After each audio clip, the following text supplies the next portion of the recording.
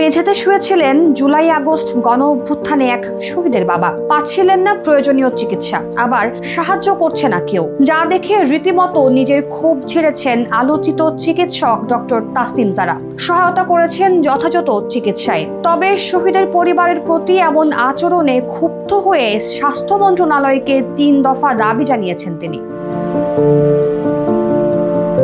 নিজের verified Facebook অ্যাকাউন্টে দেওয়া দীর্ঘ এক পোস্টে এ সংক্রান্ত নানান কথা জানিয়েছেন জাতীয় নাগরিক কমিটির যুগ্ম আহ্বায়ক ডক্টর তাসনিম জারা। তুলে ধরেছেন নিজের রূঢ় অভিজ্ঞতার কথা। জুলাই অভ্যুত্থানের অন্যতম শহীদ আবু সাইদের বাবাকে হেলিকপ্টারে করে উন্নত চিকিৎসার কথা উল্লেখ করে জানিয়েছেন আরেক শহীদের বাবাকে মেঝেতে ফেলে রাখার খবর।